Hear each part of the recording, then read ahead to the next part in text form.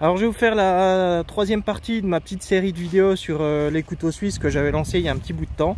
Donc je vais faire ça en cette partie-là, je vais la faire en 3 chapitres. Donc le premier chapitre, ça va être les petites choses qu'il faut éviter de faire avec son couteau suisse, ce qui va vous permettre de le garder le plus longtemps possible, j'espère.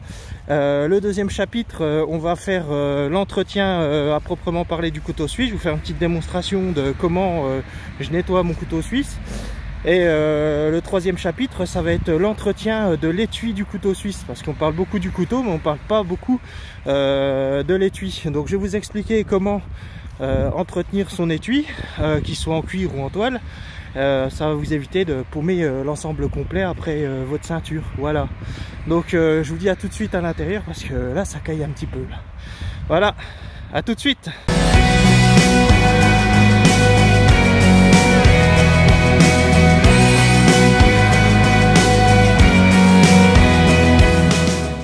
Sortez couverts, ça caille hein. Alors dans cette première partie, je vais vous expliquer donc les choses qu'il ne faut pas faire avec son couteau suisse pour que vous puissiez garder votre couteau suisse le plus longtemps possible. Alors tout d'abord, avant de commencer, je tiens à vous préciser qu'un couteau suisse est un outil de dépannage. En aucun cas, ça ne remplacera votre caisse à outils. Je ne connais aucun mécano qui a remplacé sa caisse à outils d'outils à main par un couteau suisse. Donc il faut vraiment garder à l'esprit que c'est vraiment un outil de dépannage qui sert si au cas où vous n'avez pas ce qu'il faut sous la main. Voilà. Alors, donc pour commencer, tout d'abord, il faut savoir que le couteau suisse a deux ennemis principaux qui sont le sable et le sel. Donc si vous décidez de partir à la mer avec votre couteau suisse, protégez-le comme si vous protégeriez votre téléphone. C'est très important puisque le sable va se glisser partout dans votre couteau suisse.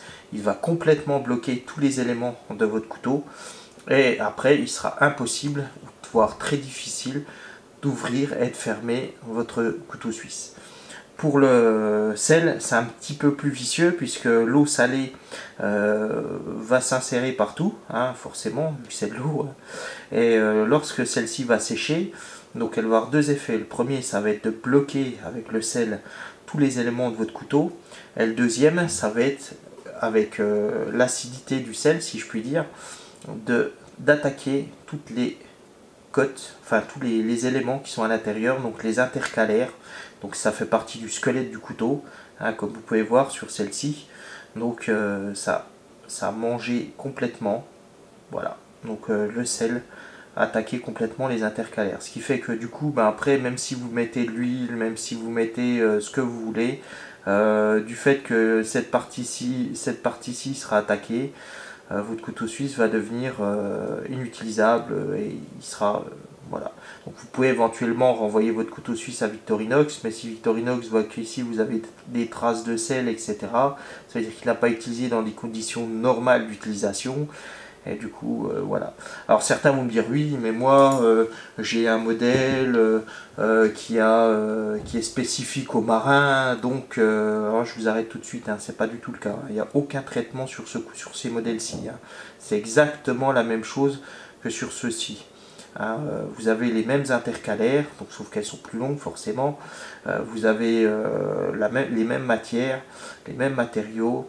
Et la seule différence, c'est que sur ce couteau-ci, il y a un outil qui va permettre aux marins de se dépanner, à savoir que ici il y a ce qu'ils appellent l'épissoir, qui est une aiguille qui sert à rapiécer les filets de pêche.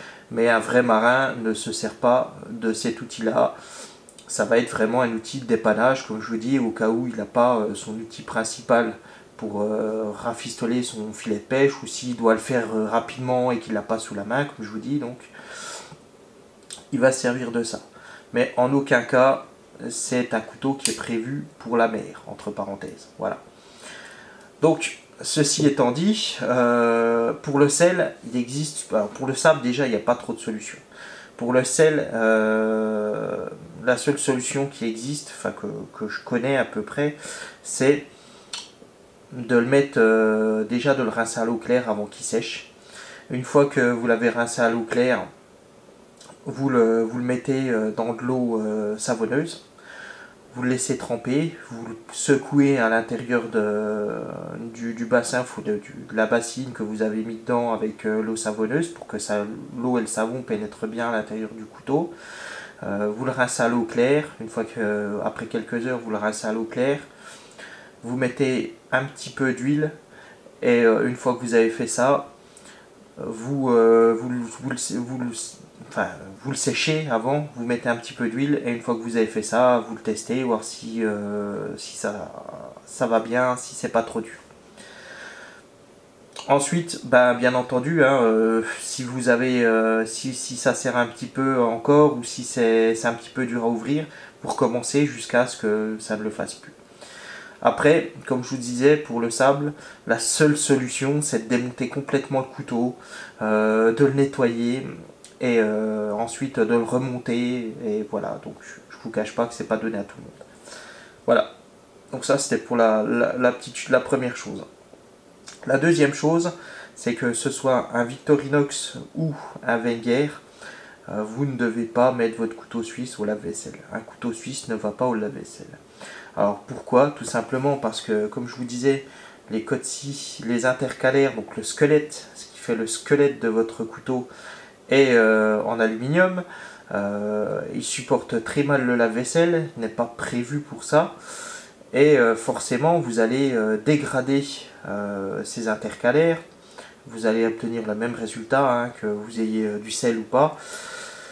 Et forcément, le couteau va finir par se bloquer, par se dégrader. Vous allez avoir du jeu dans les lames, etc. De même que pour ceux qui ont des côtes en plastique, parce que c'est du Célidor, ça résiste très mal aux hautes températures. Donc si vous mettez votre lave-vaisselle, en général c'est environ 90 degrés que ça chauffe à peu près un lave-vaisselle. Donc je ne vous cache pas que vous risquez d'avoir une déformation au niveau des côtes. Alors vous allez me dire, bon, moi j'ai un modèle en aluminium, ça risque rien. Et ben justement pas, puisque votre modèle en aluminium, il a une intercalaire à l'intérieur qui va subir aussi les dégradations du lave-vaisselle. Voilà. De même que si vous avez en plus un modèle en couleur, avec la chaleur, le fait que le lave-vaisselle bouge à l'intérieur, etc., vous risquez de rayer, voire d'enlever l'anodisation. Donc ça serait vraiment dommage. Alors vous allez me dire, oui, une fois ça va, alors peut-être que la première fois il n'y aura pas de souci, mais au bout de 10 fois, la couleur va passer. Vous allez avoir des rayures qui vont apparaître puisqu'il va frotter avec les différents objets qui bougent à l'intérieur de votre lave-vaisselle. Bon, je dis pas qu'un lave-vaisselle ça bouge énorme, mais bon voilà. Alors le seul modèle qui est prévu pour donc le lave-vaisselle, et c'est même précisé sur la boîte, c'est le modèle Suiza. Alors le modèle Suiza est prévu tout simplement parce que, comme vous pouvez le voir ici, les intercalaires, donc ce qui fait office de squelette, sont en inox. Ce n'est pas de l'aluminium. Donc là, on est sur quelque chose de complètement différent. Donc c'est le même inox qui est utilisé pour les lames principales, etc. Donc ça ne risque rien. Vous pouvez le mettre au lave-vaisselle. En plus, les côtes, ce n'est pas du Célidor, c'est un genre de silicone qui résiste aussi au lave-vaisselle. Donc ce couteau suisse là, moi je l'ai testé, je l'ai mis plusieurs fois au lave-vaisselle. Alors après vous avez la couleur qui passe un petit peu. Moi il était vraiment noir à la base, donc là il a un petit peu passé, si je puis dire. Mais il est toujours fonctionnel, ça s'est pas déformé. Après, une fois que vous l'avez sorti du lave-vaisselle, qu'il est sec, vous remettez quelques petites gouttes d'huile. Et ensuite, c'est impeccable, c'est reparti. Alors, ce qui explique aussi la différence de prix entre ce modèle-ci et l'équivalent en Victorinox ou en Wenger, quoi, pour ceux qui ont encore des Wenger. Voilà. Alors, c'est sûr, c'est un petit peu cher, mais comme je dis, le prix est justifié. Voilà. Alors, ensuite, on va parler des outils qui sont à l'intérieur du couteau suisse. Donc tout d'abord, la lame principale. Donc je vous rappelle que c'est une lame, ça coupe fort. Et quand ça coupe plus, on n'aiguise pas ça avec une meuleuse. On aiguise ça avec un aiguiseur. Vous voyez, moi j'ai ce modèle-ci que j'avais présenté il y a quelques temps. Ça vaut 12 €. Vous avez une petite partie céramique ici qui va vous permettre de rattraper un petit peu le fil de la lame quand le mordant a diminué. Et vous avez une partie ici qui est un petit peu plus, comment je pourrais dire, un petit peu plus rugueuse, qui vraiment, si au cas la partie céramique n'a pas suffi, vous pouvez aussi y aller avec ça. Donc bien sûr, il y a un angle à respecter, etc. Hein, il y a des très bons tutos là-dessus. C'est ce qui est de plus efficace et de moins agressif pour votre lame. Donc il y en existe plein, hein. Après ça c'est, moi j'ai le Victorinox, je vous dis pas qu'il faut forcément que vous achetiez un Victorinox pour un Victorinox, hein. Vous avez par exemple le système Triangle de chez Spyderco qui est très bien, vous avez le système Lansky aussi qui est vraiment excellent. Ensuite tout dépend de vos budgets, j'ai envie de dire, hein. Si vous n'avez pas beaucoup de budget, ça fait l'affaire. Si vous avez un petit peu plus de budget, bah, allez-y, hein, voilà. Ensuite, si vous avez vraiment le coup de main, moi je ne l'ai pas trop, vous pouvez aussi utiliser des petites pierres qui se vendent sur internet avec un petit peu d'huile ou un petit peu d'eau. Voilà, même pour vous dire, hein, vous pouvez même utiliser la languette de cuir, je ne peux pas vous donner le nom, qui sert pour les coiffeurs pour aiguiser leur rasoir. Mais dans tous les cas, n'utilisez pas de meuleuse.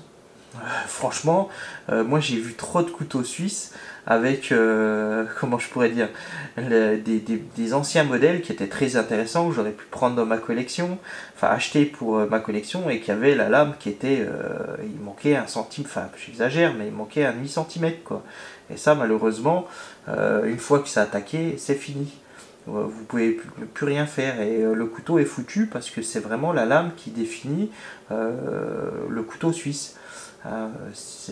La lame est irremplaçable. Donc voilà.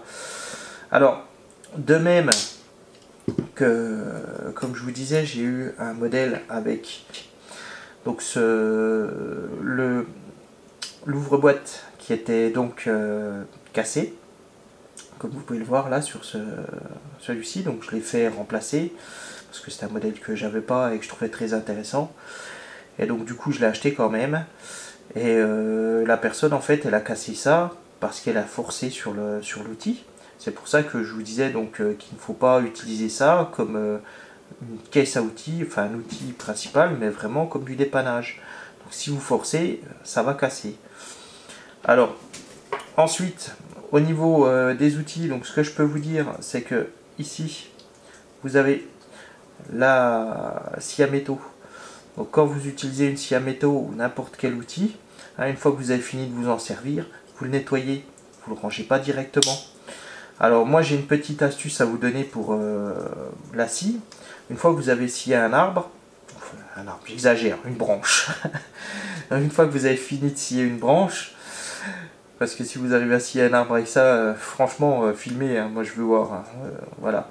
Donc une fois que vous avez fini de scier une branche, vous ne refermez pas votre lame directement, parce qu'à l'intérieur vous allez mettre toute la sueur qui était sur la lame, et forcément après pour nettoyer ça va être tout de suite plus compliqué. Alors il y a une petite astuce très simple, vous prenez la scie et vous la passez comme ça, dans ce sens là, de chaque côté sur votre pantalon. Généralement quand on va se balader en randonnée, c'est rare qu'on aille en smoking, hein. Peut-être qu'il y en a qui le font, j'en sais rien. Mais dans tous les cas, vous passez un petit coup comme ça va vous permettre d'enlever toutes les particules de sueur qui sont restées coincées. Et par contre, bon, si vous avez fait un résineux, si vous avez utilisé ça sur un résineux et que vous avez de la résine qui s'est déposée, vous nettoyez gentiment la résine en la grattant un petit peu. Généralement, ça arrive à partir bien une fois que c'est un peu sec. Et après, vous passez un petit coup comme ça et ensuite vous refermez votre lame. Généralement, ça suffit à garder un couteau propre. Alors, pour les ciseaux, comme vous remarquez, ce sont des petits ciseaux qui servent à se couper les ongles, à couper des petits trucs précis, hein, pas des choses trop épaisses, hein, puisque si vous faites des choses trop épaisses, alors bon, sur les anciens modèles comme celui-ci, c'était avant une petite vis, donc on arrivait à rattraper un peu le jeu qu'il y avait entre les deux ciseaux quand on forçait un petit peu et que les ciseaux étaient un petit peu avaient chopé un peu de jeu. Et une fois que, par contre, si vous avez un modèle récent, vous avez ici, comme vous pouvez le voir, c'est un rivet. Et le rivet, vous ne pouvez pas rattraper le jeu, hein. Le rivet, une fois qu'il a pris du jeu, c'est fini, hein. Donc ne coupez pas quelque chose de trop épais avec votre paire de ciseaux. Voilà, si vous voulez conserver longtemps. Donc, ensuite, on va parler du tire-bouchon. Alors, le tire-bouchon, il y a une façon de l'utiliser. Alors ça, il y a beaucoup de gens qui ne le connaissent pas, et c'est pour ça que très souvent, quand j'achète un couteau, et ben, le tire-bouchon, comme sur ce modèle-là, vous voyez, voilà, c'est plié. Alors pourquoi vous pliez le tire-bouchon? Tout simplement parce que quand on met donc son tire-bouchon dans le bouchon, donc une fois on va imaginer que ma main c'est la bouteille avec le bouchon, on chope ici. Donc jusque là il n'y a pas de souci. C'est simplement quand vous tirez.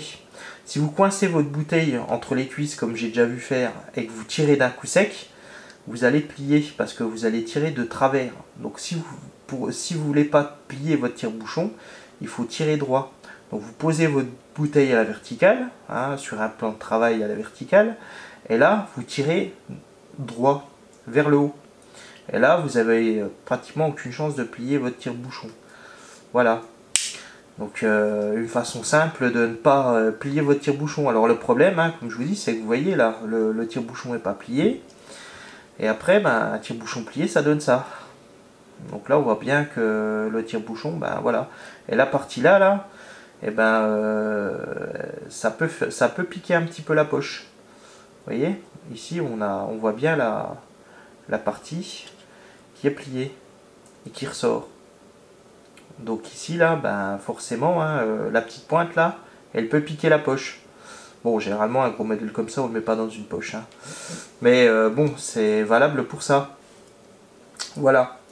Alors, ensuite, quoi vous dire d'autre? Ben, c'est une question de logique. Ah, une dernière chose, oui. Pour ceux qui ont un cure-dent. Moi, j'utilise pas le cure-dent de mon couteau suisse. Pourquoi? Tout simplement parce que lorsque vous prenez votre couteau, bon, celles-ci sont propres, mais généralement, vous avez toute la saleté qui vient s'enfiler là, donc entre la côte et comment dire, entre la côte et l'intercalaire. Et toute la saleté là qui vient se mettre là, bah forcément quand vous allez rentrer votre cure-dent à l'intérieur comme ceci, hein, dans son logement, bah forcément les bactéries vont se déposer là. Ça vous le mettez dans votre bouche. Après, enfin c'est vous qui voyez, hein. Moi je dis ça. Voilà. Donc je vous déconseille d'utiliser votre cure-dent. Vous pouvez vous en servir pour gratter un petit truc, ça y a pas de problème. Par contre, mettre ça dans votre bouche, moi je le fais pas. Donc après chacun fait ce qu'il veut, hein, mais moi voilà, moi je le fais pas. Voilà. Donc c'est pas très, voilà, c'est pas très, comment je pourrais dire, faut éviter quoi, hein, les bactéries tout ça dans la bouche, voilà. Alors pour le reste, eh ben, si vous avez d'autres suggestions, comme je dis toujours, c'est en bas que ça se passe, hein, n'hésitez pas. Au niveau de la vidéo, je vais mettre un timelapse, hein, bien entendu, pour que vous puissiez voir chaque chapitre. Donc dans ce deuxième chapitre, je vais déjà vous expliquer comment nettoyer votre couteau suisse. Alors bon, ça c'est ma méthode. Bien sûr, pour ceux qui ont leur propre méthode, vous pouvez me la décrire dans les commentaires, il n'y a aucun problème, hein, je suis ouvert à tout. Hein, et si ça peut profiter à tout le monde, il n'y a pas de souci, donc j'ai pas de secret. Alors là, je vais vous le faire sur le couteau que j'utilise le plus souvent, hein, donc c'est le modèle que j'ai le plus souvent dans ma poche. En général, je l'ai au travail, je l'ai souvent avec moi le week-end. C'est vraiment un de mes modèles favoris, hein, si je puis dire. J'en ai plein, hein, des modèles. Hein. Mais voilà, ensuite, la méthode s'adapte à tous les modèles. Donc il faut savoir une chose, c'est que votre couteau, même quand il est dans votre poche, vous l'avez utilisé, même si vous ne l'utilisez pas souvent, vous allez avoir de la saleté qui va se mettre à l'intérieur, notamment tout ce qui est petite moumoute dans les poches. Hein, vous avez les poches, généralement, c'est fait avec une toile qui fait des petites moumoutes, et les moumoutes vont se foutre à l'intérieur donc de votre couteau. C'est pas très hygiénique, si je puis dire. Donc il faut de temps en temps nettoyer l'intérieur de votre couteau. Alors pour le nettoyer, ben, c'est simple, vous commencez déjà par l'ouvrir complètement. Hein, donc vous le sortez complètement. Voilà. Là, vous allez voir que à l'intérieur, ça n'a pas l'air d'être si propre que ça. Alors moi, je le fais généralement quand, on va dire, en moyenne, je le fais une fois par mois, une fois tous les 2 mois. Ça dépend de l'utilisation du couteau. Et aussi quand je reçois un couteau que j'ai acheté d'occasion. Quand je reçois un couteau d'occasion, que ce soit un modèle que je vais utiliser ou un modèle que je vais exposer en vitrine, c'est toujours un outil que je vais nettoyer. Première chose que je fais quand je le reçois, je le nettoie. Ça me permet de l'inspecter en même temps et de voir s'il y a des choses vraiment qu'il faut que je fasse réparer ou si ça peut aller comme ça. Voilà, donc là je l'ai déplié complètement. Alors ici, vous avez le tournevis. Voilà. Alors bon, moi, après quand je fais un nettoyage de base, j'enlève pas forcément les côtes. Hein. Je pousse pas le vis jusque là. Hein, généralement, je démonte les côtes. Ça, je le fais une fois par an. Où c'est que je fais vraiment un gros nettoyage. Où là, j'enlève les côtes, un peu comme ce modèle-là, pour nettoyer vraiment l'extérieur des intercalaires, parce que vous avez de la saleté qui vient se mettre là aussi avec le temps. Donc du coup, pour des modèles qui ont des côtes en plastique, enfin en Silidor, vous pouvez démonter la côte et nettoyer un petit coup une fois par an, voilà, à peu près. Moi je vous donne la moyenne hein, que je fais, voilà. Donc ici à l'intérieur on voit que il y a pas mal de petites choses, hein. On a un petit peu de poussière, on a un petit peu de saleté, on a pas mal de petites moumoutes comme je les appelle, des petites poussières qui sont mises, voilà. Alors, donc tout d'abord, je prends une bombe d'air. Alors vous pouvez utiliser aussi un compresseur, hein. Donc ça c'est de l'air sec. Donc pour souffler un petit coup à l'intérieur, donc je le fais mais ça va faire un peu de bruit. Voilà.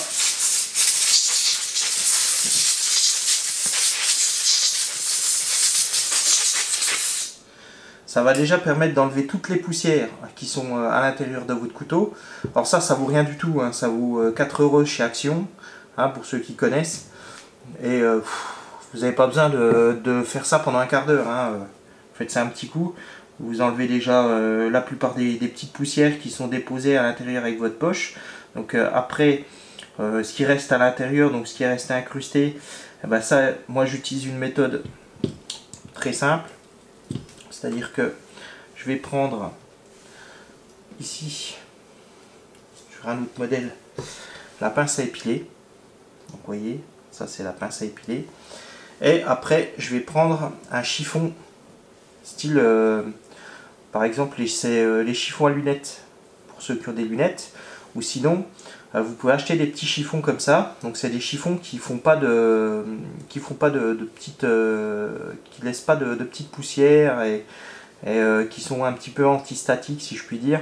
Moi j'achète en fait sur Action, chez Action, il y a des petits kits comme ça.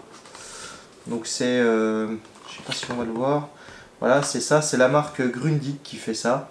Ça vaut 3 €. Là vous avez le chiffon là ici, vous avez 2 chiffons et vous avez ça est un produit qui sert à nettoyer les écrans. Alors c'est une base d'alcool, pas très agressif puisqu'il ne faut pas que ça soit très agressif pour nettoyer les écrans. Et donc du coup j'utilise ce produit là pour nettoyer l'intérieur du couteau. Alors vous prenez le produit, vous en pulvérisez donc à l'intérieur. Alors bon, c'est le même type, hein. Je prends celui-là là, mais c'est exactement la même chose, hein. C'est un produit pour nettoyer les écrans. Donc je le pulvérise à l'intérieur. Voilà. Donc ça ne va pas graisser l'intérieur. Ensuite, je prends le chiffon qui est là. Je vais prendre ma petite pincette. Je vais mettre la pincette comme ceci dessus. Vous voyez? Voilà. Et ensuite, je passe à l'intérieur avec la pincette, en tenant la pincette et le chiffon, dans chaque intercalaire. Alors forcément, c'est un peu plus long suivant le nombre d'intercalaires que vous avez et l'épaisseur du couteau. Hein. Plus vous avez un couteau épais, plus ça va être long, etc. Donc, je passe bien à l'intérieur des intercalaires. Donc voilà, comme ceci. Voilà. Donc, ici, passez bien là, partout, à l'intérieur. Et ensuite, vous vérifiez. Alors, faites attention de ne pas vous couper, hein, parce que c'est quand même un couteau. Hein, ça, faut faire attention à tous les éléments quand vous les avez ouverts, qu'il n'y en ait pas un qui se referme sur votre doigt. Hein, ça c'est ça, alors là, ça c'est le pire. Hein.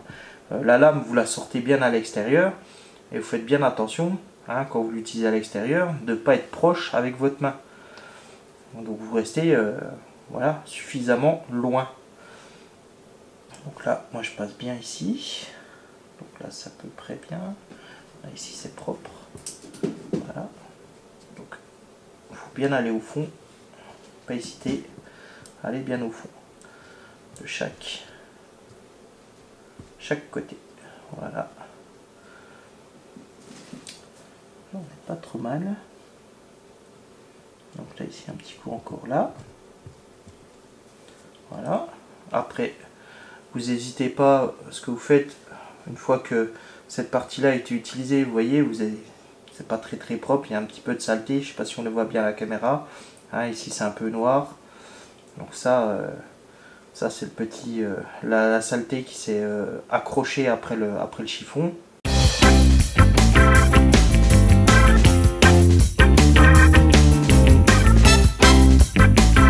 Alors ça a aussi l'avantage, le produit que j'utilise là, hein, qui est ni plus ni moins qu'un produit pour nettoyer les écrans, de faire briller l'inox. C'est-à-dire que pour ceux qui ont des lames et qui veulent exposer les lames, donc enfin le couteau suisse dans une vitrine, hein, c'est toujours plus joli quand l'inox brille bien, et bien avec ce produit là vous allez réussir à faire briller correctement l'inox, et ça marche vraiment très bien, hein.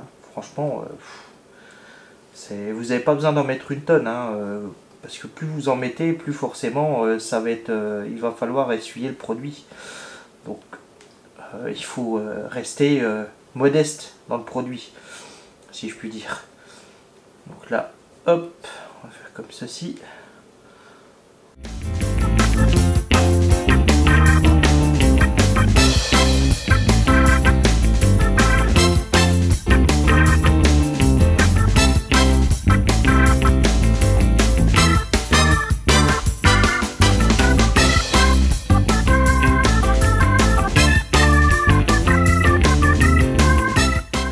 Une fois que vous avez fini ça, donc que votre couteau a été séché à l'intérieur, vous refermez chaque élément.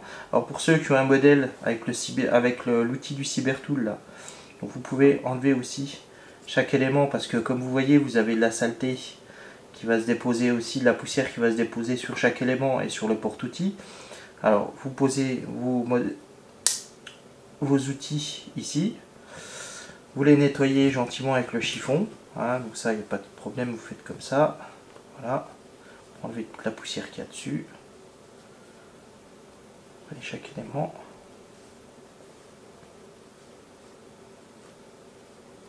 Voilà.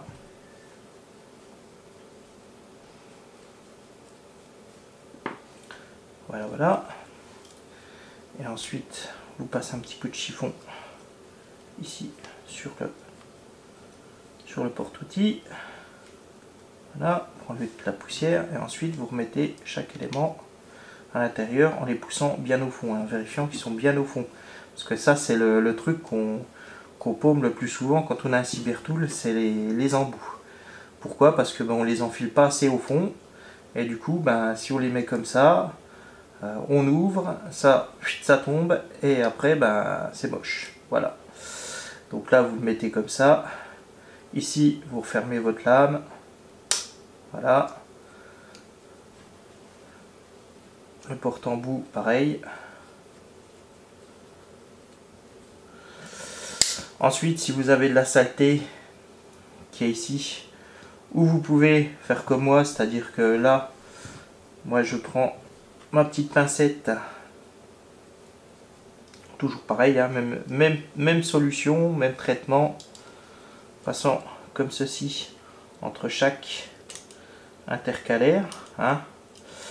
Voilà. Alors au-dessus aussi, vous pouvez passer un petit coup là. Généralement, vous avez de la saleté qui vient s'enfiler juste ici là. Donc vous passez sur le dessus. Là sur le côté, pareil, hein, vous mettez un petit coup ici.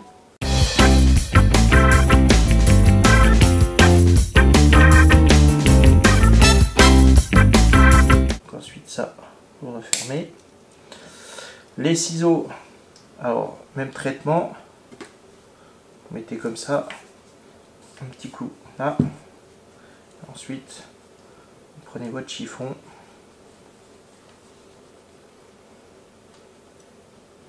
et vous essuyez correctement.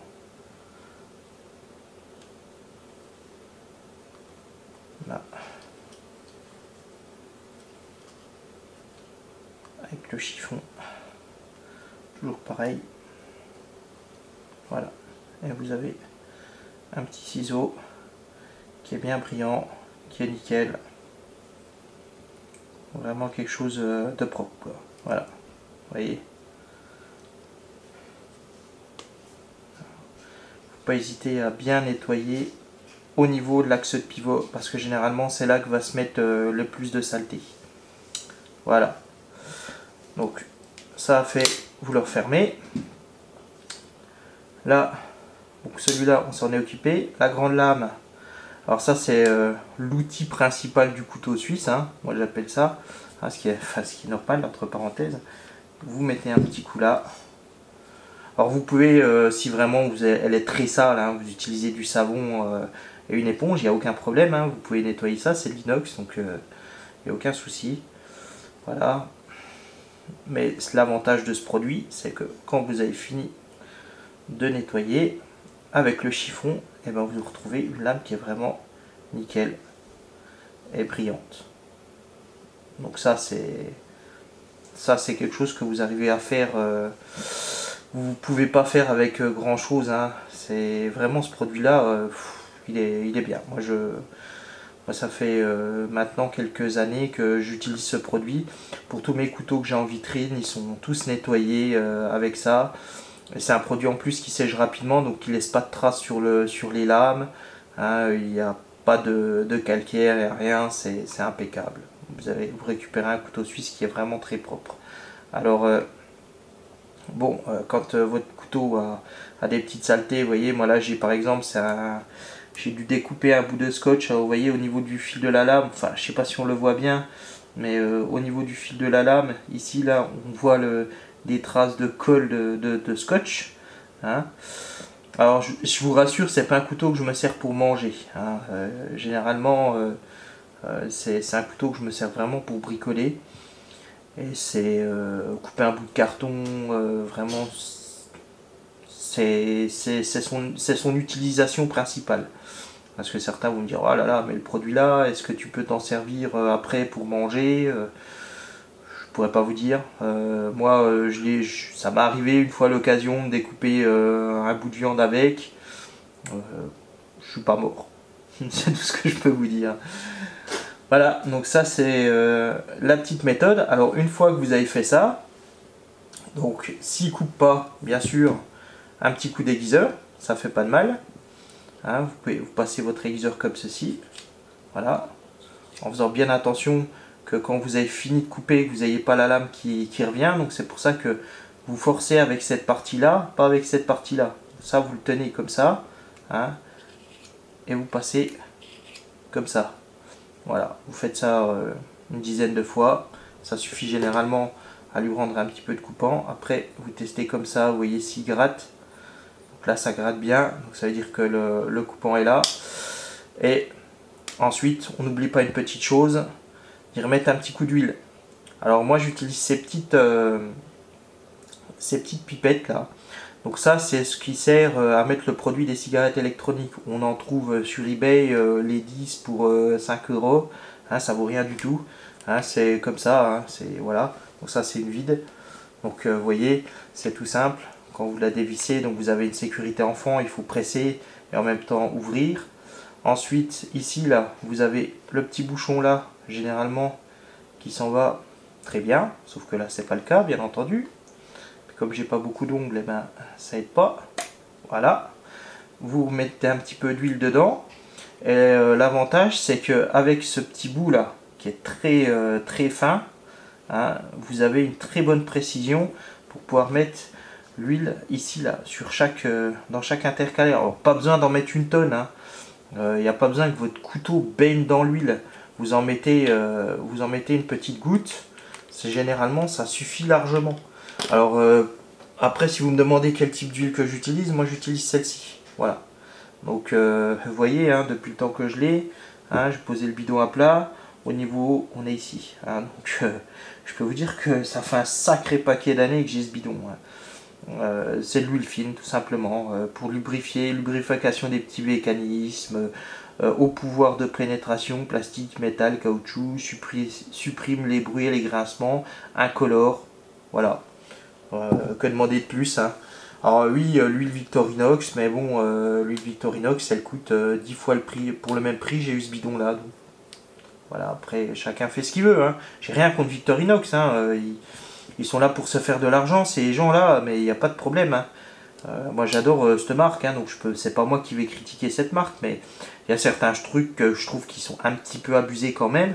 Mais on peut pas empêcher une entreprise, on peut pas... dire qu'une entreprise veut se faire de l'argent. Donc voilà. Donc, pour ma part, donc, comme je vous disais, donc, une fois que vous avez fini, vous mettez une petite goutte d'huile. Alors je vais l'ouvrir complètement. Voilà. Donc ici, dans chaque intercalaire, comme ceci, vous mettez une toute petite goutte. Voilà, il n'y a pas besoin d'en mettre plus. Pareil ici. Voilà. Ensuite, alors vous, bien sûr, vous lubrifiez pas, pour ceux qui ont un Cybertool, la partie en plastique, hein, ça sert à rien. Hein. C'est vraiment uniquement pour les parties métalliques, si je puis dire. Donc voilà. Donc celui-ci, pareil ici, vous mettez une petite goutte d'huile ici. Alors oui, je tremble un petit peu, mais bon. Vous en mettez une petite goutte là, voilà. Ensuite, vous refermez votre couteau. Vous jouez un petit peu avec les lames pour éviter pour que l'huile pénètre bien comme il faut.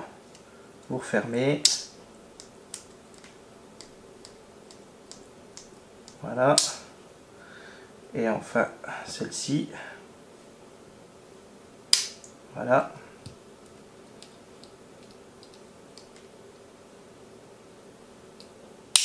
Voilà.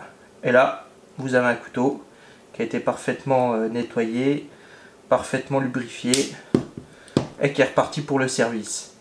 Voilà, donc une méthode simple. Bon, ça prend un petit quart d'heure. Moi, je fais ça une fois tous les 2 mois, on va dire. Tous les 2-3 mois, ça dépend. Hein, ça dépend de l'utilisation que j'en ai. Après, bien entendu, quand j'ai ma lame, quand j'ai utilisé ma lame pour pouvoir couper un steak, peu importe, la plupart du temps, après je la nettoie hein, comme n'importe quel couteau. Hein, je ne referme pas ma lame avec du beurre, de la confiture, hein, et puis parce que là, je vous rassure qu'à l'intérieur, ça va être une catastrophe. Hein. Donc c'est une question de bon sens. Ce que je dis, c'est tout simplement une question de bon sens. Alors dans ce 3e chapitre, je vais donc vous expliquer comment nettoyer et entretenir votre étui de couteau suisse. On parle beaucoup du couteau suisse, mais on parle pas souvent de l'étui. Donc moi je vais vous expliquer comment moi j'entretiens et je ravive un peu mes étuis de couteau suisse. Quand je reçois un couteau suisse d'occasion que j'achète, généralement la personne elle me met l'étui avec, ça arrive, hein, donc ce qui fait que j'ai une foulitude d'étuis de couteau, vu que j'ai pas mal de couteaux. Et donc du coup je leur redonne un petit coup de neuf, hein, donc là on voit bien par exemple sur ce modèle là hein, qui commence à être un petit peu passé. Donc vous avez différents étuis, hein, suivant les modèles que vous choisissez, enfin que vous avez, hein, généralement vous l'adaptez à votre. Alors bon, moi pour ma part, quand c'est des petits modèles comme le Climber, par exemple comme ce modèle-ci, j'utilise pas d'étui, j'utilise une chaîne. Donc une chaîne que je mets, que j'accroche après le passant de ceinture, hein, donc il existe plusieurs systèmes. Donc celle-ci, ça c'est une des chaînes de Victorinox. Vous avez deux. Enfin, moi j'en connais 2 modèles, donc il y a ce modèle-ci et il y a ce modèle-ci qui est un petit peu plus basique. Donc c'est juste, vous avez ici un anneau et ici vous avez donc le petit crochet pour la chaîne. Donc vous passez tout simplement le crochet, donc enfin ça vous le passez dans votre passant, hein, et une fois que vous avez passé ça dans votre passant, vous passez le crochet comme ça et hop, vous bloquez votre chaîne comme ça. Enfin votre truc comme ça. Alors l'avantage de celle-ci, c'est que quand vous avez des poches un peu courtes, ou vous ne voulez pas que la chaîne pende de votre poche, c'est assez discret. Ça c'est l'avantage. Après, moi personnellement je préfère ce système là qui est quand même beaucoup plus sécurisé, hein, qui fonctionne avec ces deux systèmes. Mais par contre la chaîne, comme vous le voyez, elle est un petit peu plus longue. Et je suis moins fan parce qu'on voit bien la chaîne. Donc ça fait un peu rocker, entre parenthèses, pour ceux qui connaissent. Alors bref, pour en revenir, donc ça c'était pour vous la petite parenthèse pour les chaînes. Alors pour les étuis, donc moi j'ai plusieurs méthodes suivant forcément que ça soit un étui en toile, un étui en cuir brun ou rouge ou blanc, enfin bref, peu importe, ou un étui noir. Voilà, donc la plupart du temps c'est des étuis noirs. Bon, j'ai voulu vous montrer un petit peu tous les styles d'étui qu'on peut avoir. Au niveau de l'étui, vous avez pareil à l'arrière plusieurs systèmes d'attache. Vous avez déjà ce système là qui est le plus basique, où vous passez la ceinture en dessous, donc c'est ni plus ni moins que le cuir qui a été coupé de chaque côté comme ça pour permettre à la ceinture de passer en dessous. Alors la petite chose à faire attention, c'est qu'avec le temps vous allez avoir ici le cuir au-dessus qui va se découper. Donc, puisque quand vous marchez, forcément l'étui bouge aussi, hein, et donc vous allez avoir le cuir qui va se fendre ici. Surtout si vous n'entretenez pas votre étui, le cuir va sécher et il va s'arracher ici. Alors après, ben, forcément, vous allez le risque de perdre l'étui avec le couteau qui va à l'intérieur. Alors, moi je ne vous cache pas, par exemple, cet étui-là, c'est l'étui qui contient ce modèle. Donc si le mec qui va trouver ça avec l'étui par terre, ah ben, ça va être un chanceux. Hein. Par contre, moi je vais pleurer, hein. Je vous le dis, je vous le cache pas. Hein. Un jour où je vais perdre ce modèle-ci, enfin, voilà. Donc c'est pour ça, soyez très attentifs. Si vous voyez qu'ici ça commence à se découper, laissez tomber, hein. Rachetez un étui. C'est pas pour le prix que ça vaut une quinzaine d'euros, hein, encore maximum.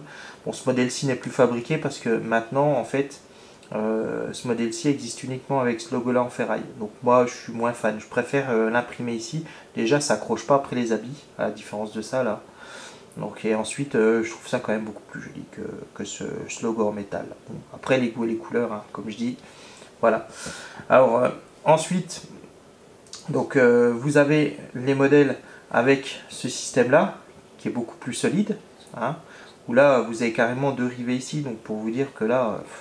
franchement, pour couper ça, pour que ça arrive à se dire, il faut vraiment avoir aucun entretien de son étui et qu'il finisse par casser tous les morceaux, mais en général, ça tient le choc. Hein. Franchement, les étuis là, ils sont assez solides et le cuir est quand même assez épais, hein, comme vous pouvez voir. Hein, on a beau dire ce qu'on veut, mais Victorinox, après, je sais pas si c'est eux qui fabriquent les étuis. Hein, franchement, j'ai des doutes, mais bon. Je pense qu'ils ont plutôt un cahier des charges qu'ils redonnent à une société tierce qui leur permet de faire la part des choses. Bref, assez solide. Et enfin, vous avez un autre système qui est comme ceci. Donc, où là, vous avez carrément le système de passant qui est fait là. Alors ça, c'est pour les étuis en cuir. Vous avez un autre système où vous avez carrément un clip amovible en ferraille qui est à l'intérieur, qui est à l'arrière, donc rifté, qui vous permet de mettre votre couteau suisse en position verticale ou horizontale. Ça, j'en ai pas, des étuis comme ça. Enfin, pas encore en tout cas. Et vous avez les modèles en toile, comme celui-ci, qui sont donc destinés aux forces de l'ordre, et donc un passant qui est très large, comme vous pouvez le voir, qui va permettre donc de mettre les ceintures type ceinture militaire, donc qui sont généralement équipés les pompiers. Donc voilà, puisque c'est comme un étui, comme vous pouvez le remarquer, qui est destiné aux pompiers. Donc pour les modèles en toile, il n'y a pas grand chose à dire, puisque la seule solution, s'il est sale, bah, si c'est de la terre, vous attendez que ça sèche, vous grattez un peu avec une brosse, généralement ça part assez bien. Si c'est de la graisse ou autre chose, eh ben, de l'eau ou du savon, hein, surtout pas en machine, hein, parce qu'en machine, la toile va s'abîmer, va rétrécir, etc. Hein, à la limite, peut-être à 30 degrés, et encore, franchement, moi je vous déconseille. En tous les cas, je vous déconseille la machine. Alors, pour les étuis en cuir, donc faut savoir que moi j'utilise déjà une chose, la première chose que j'utilise, c'est ceci. Donc ça, c'est du lait de toilette pour bébé. Alors ça va me permettre de pouvoir redonner un petit peu de souplesse au cuir. Hein, donc ça va assouplir un petit peu le cuir, hein, ça va nourrir le cuir et ça va le permettre de l'assouplir un petit peu. Donc tout simplement, hein, vous prenez un chiffon. Donc je vais prendre ce chiffon là par exemple, hein, qui est un chiffon qui sert aussi pour les écrans de télé. Hein, comme je vous avais montré dans le chapitre précédent, le kit que j'achète est fourni avec 2 chiffons. Donc vous avez un petit chiffon qui est assez doux, qui est dans cette matière. Hein, vous voyez la différence. Et vous avez un chiffon un petit peu plus avec des carreaux un petit peu plus gros. Et celui-ci, moi je m'en sers pour les étuis. Alors vous mettez un petit peu de... Voilà, quelques gouttes, hein, enfin quelques gouttes, façon de parler. Et ensuite, eh ben, vous passez ça sur votre étui, partout. Vous en mettez bien partout. Donc, à l'intérieur, ici. Voilà. Vous faites comme il faut sur votre étui. Vous en badigeonnez partout. Voilà. Surtout, il ne faut pas oublier ici, là, au niveau des côtés, là. Voilà. Et ça va permettre de nourrir un petit peu le cuir. Donc, vous frottez bien pour que ça pénètre. Hein. Donc ça doit bien pénétrer. Alors, vous l'ouvrez, parce que, bien sûr, ça ne doit pas se limiter uniquement ici, mais aussi à l'intérieur. Alors, au niveau du scratch, si vous avez des bouloches, vous pouvez frotter un peu pour les enlever. Parce que plus vous allez avoir de bouloches, vous voyez ce que j'ai là, ici, là. Je sais pas si on le voit là. Voilà. Vous voyez, j'ai à peine tiré un petit peu, vous voyez ce que j'ai récupéré là. Donc ça là, ça vous le virez. Vous le virez parce que ça va continuer, ça va se foutre dans le scratch. Et ça va vous empêcher à ce que votre scratch à force finisse par coller. Alors généralement c'est des poils, hein, c'est tout ce que le scratch a pu attraper, voilà. Donc ça vous n'hésitez pas, hein. On peut y aller, il n'y a pas de souci. Voilà, donc généralement, vous voyez la différence, le scratch ici qui a été nettoyé est plus clair que la partie, nettoyée. Hein. J'ai tiré à peine et regardez tout ce que j'ai récupéré. Ça c'est tout ce qui se dépose sur le scratch à force avec le temps. Donc vous chopez, vous nettoyez. Alors je vous cache pas que c'est fastidieux. Hein. Mais bon, vous faites ça une fois par an à peu près. Hein. C'est pas la peine de faire ça tous les mois. Hein. Voilà, et ça vous permet de garder un scratch qui accroche. Voilà, parce qu'un scratch qui est rempli de poussière et de moumoute, comme je les appelle, et ben ça va vous permettre de vraiment de garder une bonne accroche. Vous voyez? Voilà, donc vous n'hésitez pas, vous frottez bien, donc comme je vous disais, donc sur la partie, sur toutes les parties. Voilà. Ah, donc vous voyez déjà, même sans avoir mis, juste avec le lait, ça a déjà récupéré un petit brillant. Ah, et bon, vous le sentez pas, mais le cuir a récupéré un peu de souplesse. Parce que si vous le faites pas, le cuir va durcir. Et c'est là que ça va commencer à poser problème, c'est qu'en durcissant, eh ben, aux points les plus sensibles, ça va casser. Et forcément, après, ben, l'étui est foutu, quoi. Donc, ça, moi, je le fais hein, pareil, hein, une fois tous les 2-3 mois. Je le fais pas sur tous mes étuis, hein, je le fais sur les étuis que j'utilise le plus. Après, pour stocker vos étuis, ceux que vous n'utilisez pas, moi, je vous les conseille de les mettre à l'abri de la lumière, bien évidemment, et à l'abri de la chaleur. Parce que le cuir n'aime pas le chaud, hein, il va sécher, et après, forcément, il va durcir, et voilà. Le résultat, après, forcément, il n'est pas bon.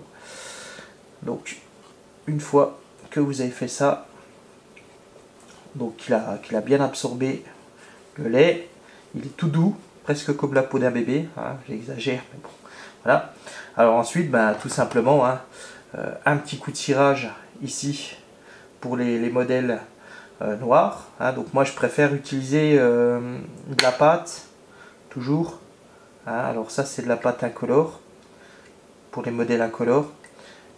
Voire pour les modèles noirs, j'utilise du cirage comme ça. Mais généralement, je préfère utiliser quand même du polish comme ça noir pour les étuis. Alors vous pouvez utiliser ça, donc, tout simplement. Hein. C'est pas compliqué. Ici vous avez la pâte. Là vous avez le petit applicateur, comme une paire de glaces. Hein. Vous faites comme ceci, vous touillez un petit peu. Voilà. Là vous en mettez. Et ensuite vous étalez un petit peu comme ceci sur tout l'étui. Alors là je fais sur un modèle noir, hein, avec du cirage noir, ce qui peut paraître logique. Alors bien sûr je vais m'en mettre sur les pattes, hein, je vous cache pas, parce que c'est très difficile de faire un étui noir sans se mettre du cirage noir sur les pattes. Hein. Donc ça, si quelqu'un a une méthode, vous pouvez utiliser des gants en plastique, mais moi j'arrive pas à travailler avec des gants en plastique, j'ai déjà essayé, et j'arrive pas. Voilà, bon après, le cirage noir vous l'enlevez, hein. Voilà, il n'y a pas de souci. Hein. Donc voilà, une fois que vous avez fait ça, on va mettre ça là-dedans, hein, parce que sinon, vous posez ça sur du tissu, c'est mort. Hein. Donc votre étui, une fois qu'il a été bien, bah pareil, hein, vous reprenez le chiffon. Vous reprenez le chiffon. Et ensuite, on va lustrer à la main, à l'ancienne, si je puis dire. Donc, pour faire sécher.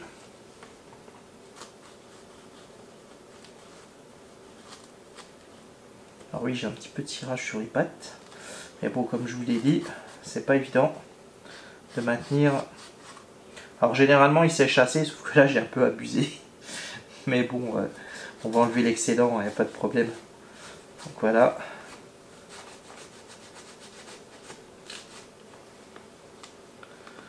Donc voilà. Et on va retrouver un étui bien brillant, bien propre, bien nickel. Bon, le chiffon bien sûr il morfle, hein, ça c'est sûr. Alors vous n'utilisez pas la même partie que vous avez mis du cirage avec la partie où vous utilisez du lait. Hein, c'est pour ça que un grand chiffon c'est toujours pratique.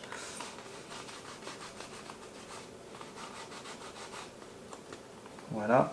Alors au début il va paraître peut-être un peu collant, ça dépend des cirages que vous utilisez. Hein. Il y en a certains qui sont plus collants que d'autres. Hein. Mais bon, généralement au bout d'un moment il commence à sécher. Le cirage sèche bien, pénètre bien partout. Et après vous retrouvez donc un étui nickel, propre, vous voyez, qui brille.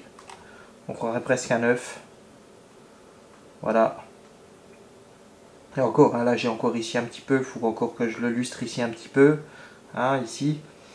Et ça va vous permettre de garder un étui en cuir bien nourri, bien souple, impeccable, et que vous allez pouvoir conserver longtemps.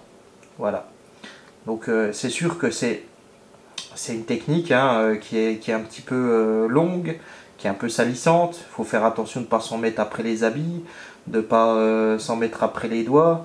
Hein, le cirage, c'est pas évident. Alors vous pouvez utiliser aussi du cirage liquide. Hein. Il y en a, hein. Moi je dis pas, mais moi je suis pas fan du cirage liquide. Je préfère le cirage comme ceci en boîte, ou celui-ci. Hein. Voilà, pour moi c'est la meilleure méthode. C'est la meilleure méthode. Voilà. Donc si vous avez des questions, pareil, n'hésitez pas. Il n'y a pas de souci. Des commentaires, toujours en bas que ça se passe. Hein.